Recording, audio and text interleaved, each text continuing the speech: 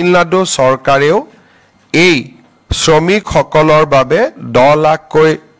আৰ্থিক মঞ্জুৰি প্ৰদান কৰে ৰাজ্য চৰকাৰৰ কেবিনেটে আজি এই 9 গৰাকী শ্ৰমিকৰ পৰিয়াললৈ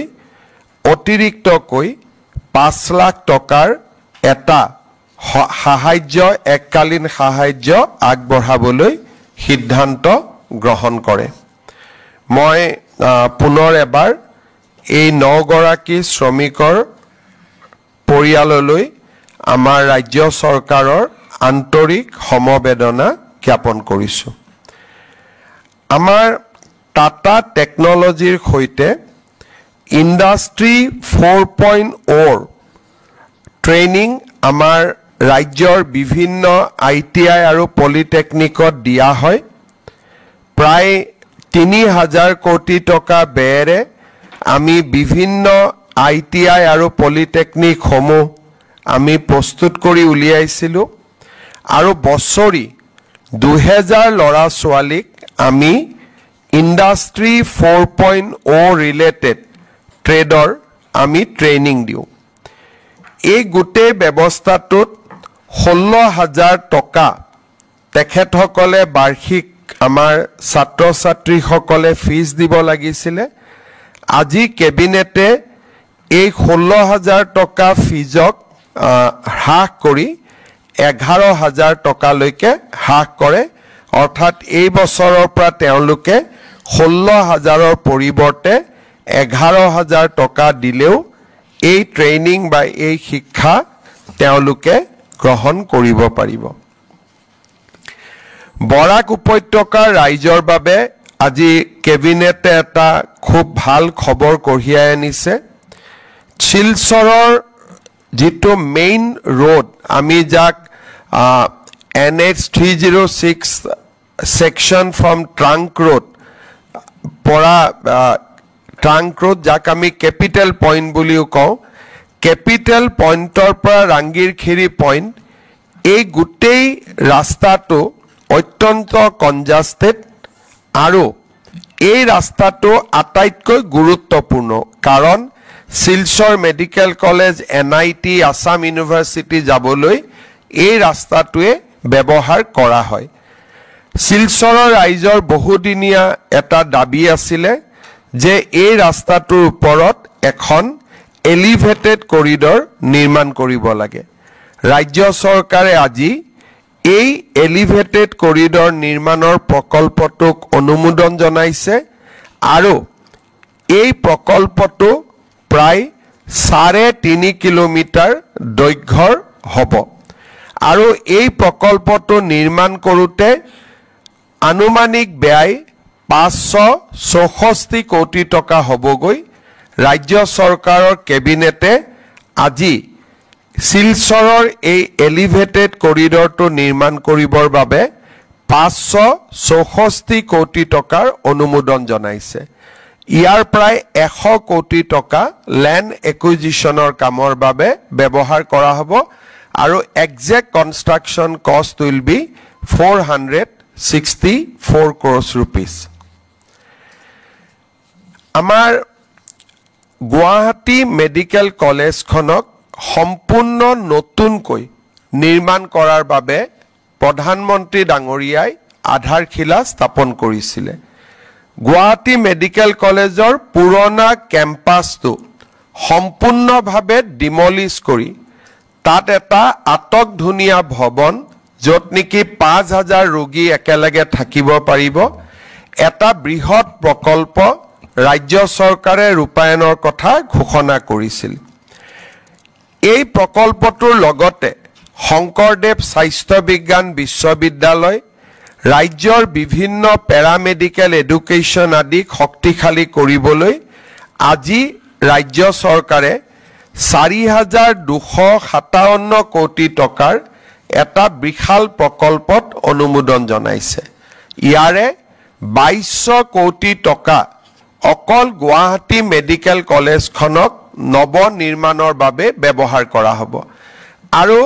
এই নতুন ভৱন নিৰ্মাণ হোৱাৰ পিছতেই গুৱাহাটী মেডিকেল কলেজ এইমছ আৰু আন যিকোনো মেডিকেল কলেজতকৈ দেশৰ ভিতৰতে আটাইতকৈ ব্যাপক আৰু আটাইতকৈ সুন্দৰ মেডিকেল কলেজলৈ ৰূপান্তৰ হ'ব এই গোটেই আঁচনিখন ৰূপায়ণৰ বাবে এছিয়ান ডেভেলপমেণ্ট বেংকে আমাক ঋণ আগবঢ়াব যাৰ 80% কেন্দ্ৰীয় চৰকাৰে বহন কৰিব আৰু 20% ৰাজ্য চৰকাৰে বহন কৰিব মই নেক্সট কোনোবা এটা ডেটত গুৱাহাটী মেডিকেল কলেজৰ নতুন বিল্ডিংটোৰ যিটো কায়াকল্প আমি ঠিক কৰিছো তাৰ বিষয়ে আপোনালোকক জনাবৰ বাবে মই চেষ্টা কৰিম বাহিৰত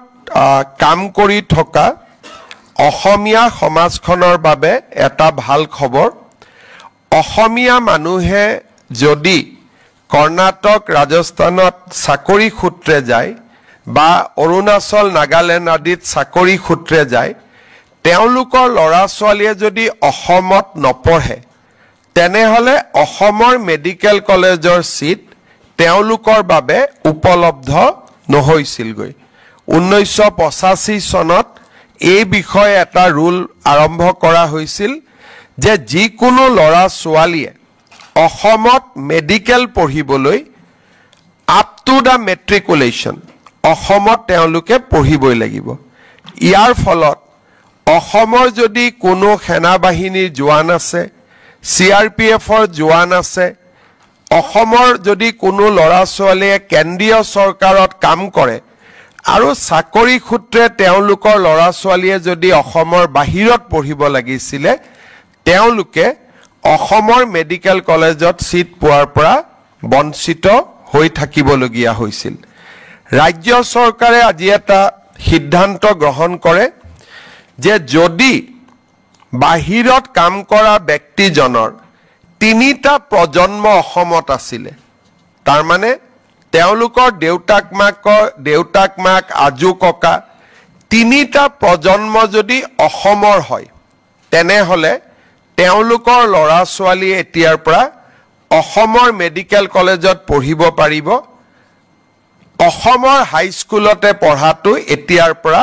ম্যান্ডেটৰী নহব খালি কন্ডিশন এটাই যে তেওঁলোক তিনিটা প্ৰজন্মৰ অসমীয়া হ'ব লাগিব 71 চন হলে নহব তেওঁলোকে তিনিটা প্ৰজন্ম তেওঁলোকৰ দেউতাক মাক অসমৰ হ'ব লাগিব আৰু যেহেতু এতিয়া আমাৰ অসমত মেডিকেল সিট 1800 লৈকে যাব পাৰিছে এই সিদ্ধান্তই কাকো ক্ষতি নকৰে কাৰণ এতিয়া আমি দেখা পাইছো যে আমাৰ অপৰ্যাপ্ত মেডিকেল সিট আমি নিৰ্মাণ কৰিব পাৰিছো আজি কেবিনেটে মেডিকেল এডমিশনৰ ক্ষেত্ৰত অৰুণাচল প্ৰদেশত বাস কৰা মৰাণ জনগোষ্ঠীৰ লোকসকলক অসমৰ স্থায়ী বাসিন্দা হিচাপে গ্ৰহণ কৰিবলৈ সিদ্ধান্ত গ্ৰহণ কৰে তাৰ মানে অৰুণাচল প্ৰদেশৰ মৰাণ জনগোষ্ঠীৰ লোকে এতিয়া অসমত মেডিকেল পঢ়াৰ সুবিধা লাভ কৰিব আৰু they will be treated as Assamese আজি কেবিনেটে এই গুৰুত্বপূৰ্ণ সিদ্ধান্তটো গ্ৰহণ কৰে আজিৰ কেবিনেটত ৰাজ্যৰ নৱমমান শ্ৰেণীৰ 3,11,614 গৰাকী ছাত্ৰ ছাত্ৰীক একোখনকৈ বিনামূলীয়া বাইচাইকেল দিয়াৰ বাবে সিদ্ধান্ত গ্ৰহণ কৰে আৰু কেবিনেটে এই আঁচনিটো ৰূপায়ণৰ বাবে 130 কোটি টকাৰ অনুমোদন জনায় আজি কেবিনেটে আমাৰ মহাবিদ্যালয়সমূহত অলপতে হৈ যোৱা যি নামভৰ্তি আছিলে সেই নামভৰ্তিত 1,72,817 জন ছাত্ৰ ছাত্ৰীয়ে গ্ৰেজুৱেট ষ্ট্ৰীমত বিনামূলীয়া নামভৰ্তি কৰিবলৈ সক্ষম হয় এওঁলোকে নামভৰ্তি বিনামূলীয়াকৈ কৰিলেও নামভৰ্তিৰ ফিজ ৰাজ্য চৰকাৰে কলেজসমূহক উভতাই দিব লাগিব আৰু তাৰ বাবে কলেজসমূহক বিনামূলীয়া নামভৰ্তিৰ বাবে ধনৰ ৰিইম্বাৰ্সমেন্টৰ বাবে কেবিনেটে আজি 126 কোটি টকা অনুমোদন কৰে অৰ্থাৎ ৭৫,৮১৭ গৰাকী ছাত্ৰ ছাত্ৰী বিনামূলীয়া নামভৰ্তি কৰিবলৈ সক্ষম হৈছিল আৰু ৰাজ্য চৰকাৰে ১২৬ কোটি টকাৰ খৰচ এই আঁচনিটোৰ বাবে ব্যয় কৰিব। আজি আমাৰ কেবিনেটে অসমৰ বিভিন্ন বিভাগত কাম কৰি থকা ১,২৩১ জন আৰু অসম সচিবালয়ত কাম কৰি থকা ৯৯ গৰাকী কেজুৱেল ফিক্স পে এমপ্লয়িজক বিভিন্ন ধৰণে সহায় কৰাৰ বাবে সিদ্ধান্ত গ্ৰহণ কৰিছে। ৰাজ্যত মিনিমাম যেটো ১,২৩১ গৰাকী মাষ্টাৰ ৰোল কেজুৱেল আৰু ফিক্স পে ৱৰ্কাৰ আছে, এতিয়াৰ পৰা আমি তেওঁলোকক মিনিমাম পে স্কেল প্ৰদান কৰিম। এই সিদ্ধান্তটো আজি কেবিনেটে গ্ৰহণ কৰে। আনহাতে আমাৰ অসম সচিবালয়ত কৰ্মৰত ৯৯ গৰাকী ফিক্স পে ষ্টাফক আজি আমি তেওঁলোকৰ দৰমহা বৰ্তমান তেওঁলোকে ৯,০০০ পায়, আমি ৯,০০০ৰ পৰা ১৬,৪০০ টকালৈকে বৃদ্ধি কৰিছোঁ। আপোনালোকে জানে যে অহাকালি আমাৰ সমগ্ৰ ৰাজ্যতে অৰুণোদয় আঁচনিৰ ৩য় সংস্কৰণ শুভাৰম্ভ হ'ব।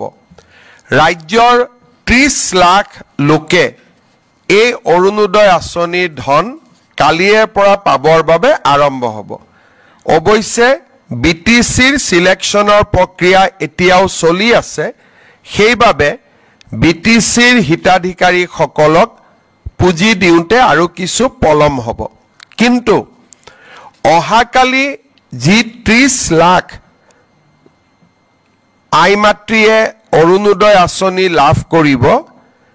এই অৰুণোদয় আঁচনিত আমি আৰু এটা নতুন সংশোধনী আনিছোঁ। আমাৰ যিবিলাক জীৱিকা সখী বাইদেউ আছে, গাঁৱত তেওঁলোকক কেতিয়াবা জীৱিকা সখী বুলি কয়, কেতিয়াবা পশু সখী বুলি কয়, কেতিয়াবা বেংক সখী বুলি কয়। আসাম ষ্টেট ৰুৰেল লাইভলিহুড মিছনত কাম কৰা কমিউনিটি কেডাৰৰ সকলো জীৱিকা সখী বেংক সখী বাইদেউক আমি ডিৰেক্টলি অৰুণোদয় আঁচনি প্ৰদান কৰিবলৈ সিদ্ধান্ত গ্ৰহণ কৰিছোঁ। ইয়াৰ ফলত বেংক সখী জীৱিকা সখী বাইদেউসকলেও তেওঁলোকে পাই থকা যি পুঁজি বা বেতন তাৰ লগত অতিৰিক্তকৈ আৰু ১২৫০ টকা লাভ কৰিব। এই সিদ্ধান্তৰ দ্বাৰা অসমৰ ১৪,০০০ সখী বাইদেউ উপকৃত হ'ব। আজি কেবিনেটত আমি এটা যথেষ্ট ডাঙৰ সিদ্ধান্ত গ্ৰহণ কৰোঁ। আপোনালোকে জানে যে ইমান দিনে NPS OPS ৰাজ্য চৰকাৰৰ কৰ্মচাৰীসকলৰ বাবে এটা আলোচনাৰ বিষয়বস্তু আছিলে। ভাৰত চৰকাৰে এটা সিদ্ধান্ত গ্ৰহণ কৰিছিল যে ২৫ বছৰ কাম কৰি থকা যিসকল চৰকাৰী কৰ্মচাৰী তেওঁলোকে যেতিয়া ৰিটায়াৰমেণ্ট হয়, তেওঁলোকক আমি পুৰণি পেঞ্চন আঁচনিৰ দৰেই আমি পেঞ্চন প্ৰদান কৰিম। আৰু যিসকলে 10 বছৰ কাম কৰি তেওঁলোকে ৰিটায়াৰমেণ্ট হ'ব লগা হয়, তেওঁলোকৰ কাৰণেও আমি পেঞ্চনৰ ব্যৱস্থা কৰিম। আৰু পেঞ্চনৰ লগতে তেওঁলোকে DA আদিও লাভ কৰিব। আৰু এই নতুন স্কিমটোৰ নাম দিছিলে ইউনিফাইড পেঞ্চন স্কিম। তাৰমানে OPS আৰু NPS দুইটাৰে সামঞ্জস্য ৰাখি ভাৰত চৰকাৰে চৰকাৰী কৰ্মচাৰীসকলক নিশ্চিতভাৱে পেঞ্চন প্ৰদান কৰিবলৈ ইউনিফাইড পেঞ্চন স্কিম আৰম্ভ কৰিছিল। দেশৰ 4খন ৰাজ্যই ইউনিফাইড পেঞ্চন স্কিম এতিয়ালৈকে গ্ৰহণ কৰিছে। আজি আমাৰ ৰাজ্য চৰকাৰেও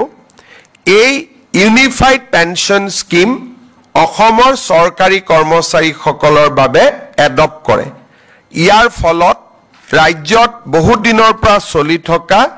NPS আৰু OPSৰ বিতৰ্ক সামৰণি পৰিব যিসকলে NPSত থাকিব খোজে বিশেষকৈ যিসকল ডেকা লৰা নতুনকৈ নিযুক্তি হৈছে তেওঁলোকে NPSতে বেনিফিট বেছিকৈ পাব UPSত কৈও কিন্তু আমি দুইটা অপচন তেওঁলোকৰ বাবে খুলি দিছো যে তেওঁলোকে নিজে বিচাৰিলে NPSতো থাকিব পাৰিব বা তেওঁলোকে UPSতো যাব পাৰিব UPSলৈকে যোৱা মানে তেওঁলোকে নিশ্চিত পেনশন OPSৰ লোকসকলে যেনেকে পাই আছিল ওল্ড পেনশন স্কিমৰ UPSত গলে তেওঁলোকে নিশ্চিতভাৱে পেনশন লাভ কৰি থাকিব আজি এই আঁচনিখন ৰাজ্য চৰকাৰৰ কেবিনেটে গ্ৰহণ কৰে আৰু এবছৰৰ ভিতৰত কৰ্মচাৰীসকলে সিদ্ধান্ত ল'ব পাৰিব যে আমি NPSত থাকিম নে আমি UPSলৈকে যাম ইয়াৰ ফলত ৰাজ্যত চলি থকা বা দেশত চলি থকা এটা বহুদিনীয়া বিতৰ্কৰ সামৰণি পৰিব বুলি আমি আশা কৰিছো আজি কেবিনেটত কেইটামান আৰু গুৰুত্বপূৰ্ণ আমি সিদ্ধান্ত লৈছো এটা হৈছে ধুবুৰী আৰু সাউথ সালমাৰা জিলাত আৰু লগতে অসমৰ সৰ অঞ্চলত কাম কৰি থকা যিখিনি আমাৰ ছোৱালী শিক্ষয়িত্ৰী আছে তেওঁলোকক আমি গৃহ জিলালৈকে ট্ৰান্সফাৰ কৰাৰ বা গৃহ জিলাৰ সমীপৰ এখন জিলালৈকে ট্ৰান্সফাৰ কৰাৰ কাৰণে আমি সিদ্ধান্ত লৈছো তাৰ মানে সাউথ সালমাৰা ধুবুৰী বা সৰ অঞ্চলত যিসকল ছোৱালী শিক্ষয়িত্ৰী কাম কৰি আছিল 5 বছৰ চাকৰি সম্পূৰ্ণ হৈছে আফটাৰ আগতে আছিল যে 10 বছৰ হ'ব লাগিব তাতো পোষ্ট থাকিব লাগিব আজি আমি সিদ্ধান্ত লৈছো যে আমি ধুবুৰী আৰু দক্ষিণ খালমাৰা জিলাত আৰু সৰ অঞ্চলত কাম কৰি থকা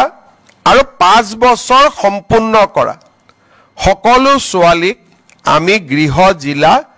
বা গৃহ জিলাৰ সমীপৰ যিকোনো এখন জিলালৈকে আমি ট্ৰান্সফাৰ কৰাৰ সিদ্ধান্ত লৈছো কোনোবা যদি ডিব্ৰুগড়ৰ ছোৱালী কাম কৰি আছে ডিব্ৰুগড়লৈকে যদি পোষ্ট নাই আমি তিনসুকিয়া শিৱসাগৰ বা ধেমাজিত দিম যদি কামৰূপ জিলাৰ সন্তান সাউথ সালমাৰাত কাম কৰি আছে আমি কামৰূপ জিলাত দিব নোৱাৰিলেও মৰিগাঁও নলবাৰী আমি ইয়াত দিয়াৰ কাৰণে চেষ্টা কৰিম ই এটা ছোৱালী শিক্ষয়িত্ৰীৰ কাৰণে এটা বহুত ডাঙৰ হকা হিচাপে পৰিগণিত হ'ব বুলি আমি আশা কৰিছো ৰাজ্য চৰকাৰৰ কেবিনেটে আজি আৰু এটা সিদ্ধান্ত লৈছে কেইদিনমান আগতে আমি সৰ্বশিক্ষা অভিযানত কাম কৰি থকা আৰু 5 বছৰ পূৰ্ণ হোৱা শিক্ষকসকলক